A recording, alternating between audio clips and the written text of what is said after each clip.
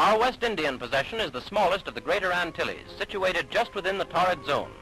A low coastal plain stretches almost completely around the island. Luxurious foliage grows almost to the water's edge, while on every hand the feathery palm traces its delicate pattern against the tropical sky. Discovered by Columbus in 1493 on his second voyage, this shaft marks the spot where he landed in search of fresh water. It is now called Aguadilla. Approaching San Juan, the capital, by sea, one passes the old fort, El Morro, built in the 16th century to protect the settlers against raids by the pirates and freeboaters infesting the Spanish Main at that time. The picturesque city is a combination of the old and the new.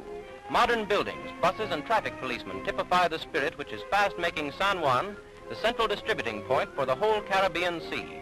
The islanders point to the magnificent new Capitol building, costing over $7 million as a symbol of the New Deal, which came to the island with the stars and stripes. The public school system is one of the outstanding blessings brought to the island with our flag. There are now more than 2,000 public schools scattered throughout the island, and in many the children are provided with their midday meal, as well as instruction in the 3 R's. Illiteracy has been reduced from 60 to 40%, and the whole system of public education is a credit to the authorities. Theodore Roosevelt Jr. has aptly called Puerto Rico the Switzerland of America. The interior is mountainous, the peaks in some cases rising to almost a mile above sea level. Over 1,200 miles of excellent public roads, sugar, tobacco, coffee, and fruits, the principal products of the exceptionally rich and fruitful soil, flow to the sea to be exported to all parts of the world. Sugar is Puerto Rico's most valuable crop. Its cultivation started in 1548, but it is only since the American occupation in 1898 that the industry has flourished. At that time, all the available sugar acreage was under cultivation, but government experts, by research and experimentation, have so improved the sugar content of the cane that the total yield has been increased from 66 to 700,000 tons per annum. Coffee of the very first quality and commanding the highest prices in the world market is grown extensively. Citrus and other fruits are an important item of Puerto Rico's exports. Grapefruits and oranges are grown in the lower valleys. The fruit, due to the favorable climatic conditions, is of a superior quality. Much American capital is invested in citrus groves on the island. These 2 charming young ladies are the daughters of an American fruit grower. However, all of Puerto Rico's wealth is not derived from agriculture. The weaving of fine straw hats dates back to the days of the early Spanish settlers. In the shade of the coconut palms, fanned by the cool sea breezes, these natives still weave straw hats that find their way to every port of the world. Needlework has always played an important part in Puerto Rico's industrial life. Formerly, it was farmed out to individual workers to be done at home under questionable sanitary conditions. It remained for American initiative to organize this industry and galvanize it into life. In the lovely city of Mayaguez, nestling between the sea and the mountains, modern American manufacturing methods have been introduced in this industry. Here we see the modern needleworkers coming to punch the time clock in an up-to-date sanitary factory. Well-paid, well-dressed, self-respecting workers, operating under ideal labor conditions. This shows a modern plant at Mayaguez, where the finest silk, handmade lingerie is produced. We see bundles of the cut fabrics arriving from New York, all ready to be manufactured by hand into the finished garments.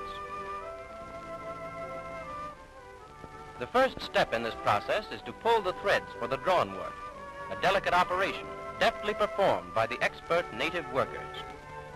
Next, the design for the embroidery must be stenciled on the fabric before it passes into the hands of the needleworkers. By having the material cut in New York and shipped to Puerto Rico, where the actual needlework is done, a huge domestic industry has been built up, giving the ultimate consumers handmade silk lingerie, equal if not superior to the imported garment at a greatly reduced price, and favorably affecting our balance of trade. The embroidery and sewing of the garments is the next step in the process. The women in large, airy, sunlit rooms amid cheerful, healthy surroundings, a far cry from the old unsanitary conditions that used to prevail on the island, or the horrors of the sweatshop methods still in use in some of the larger cities on the main land. So successful has been the transplanting to our own soil of what used to be considered a French monopoly that the industry has grown to be the 3rd largest on the island. More than $7 million worth of needlework is now produced annually in Puerto Rico, and it has been a blessing to the women of the island, who, like all Latins, are industrious, and like all women everywhere, crave the luxuries that only the added income they earn permits them to enjoy.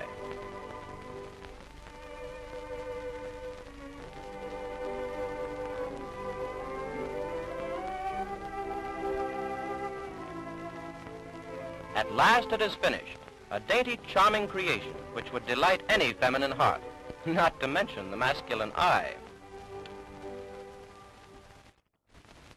Uh-oh, keep your seats, gentlemen. That's better. There they are in their proper setting. Of course, we could have said proper sitting, but we never say that sort of thing. That is, not often. Well, let it go. You have borne with us as we took you through the modern Yolande factory at Mayagüez, where these enchanting, intimate, hand-worked garments are made. And now to show you the finished products of that same factory, displayed as charmingly as they deserve.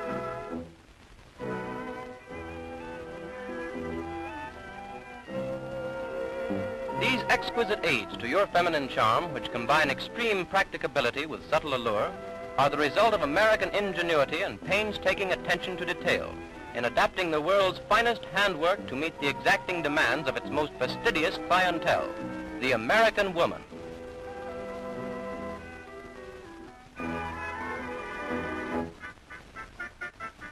Only the finest and newest silks are used in these creations.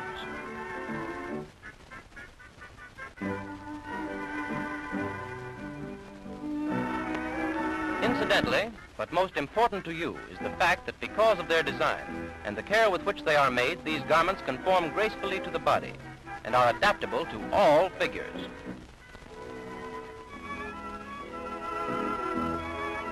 In no department of milady's wardrobe are good taste and the most delicate of fabrics and workmanship so essential. Also, there must be style and that feminine daintiness that adds so much to the personality of the wearer. The wise woman may slight, if she has to, other details of her apparel, but never her lingerie. Something of the romance and magic of the tropics seems somehow to have entered into the making of these dainty creations, in the cool caress of the spice-laden trade winds.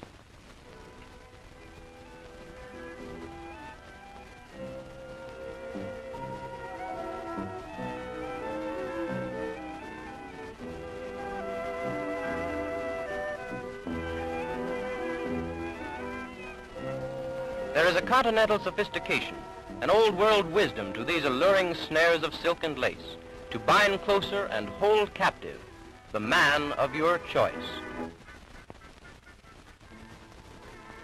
And now we are back in Mayagüez. The day's work is over.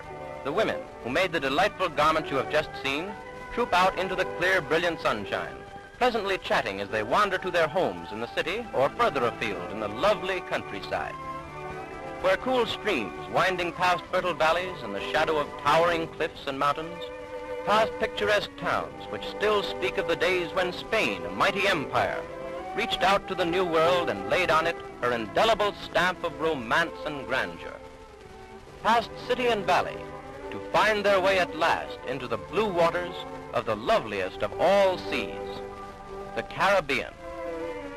A worthy setting for the island of enchantment, Puerto Rico.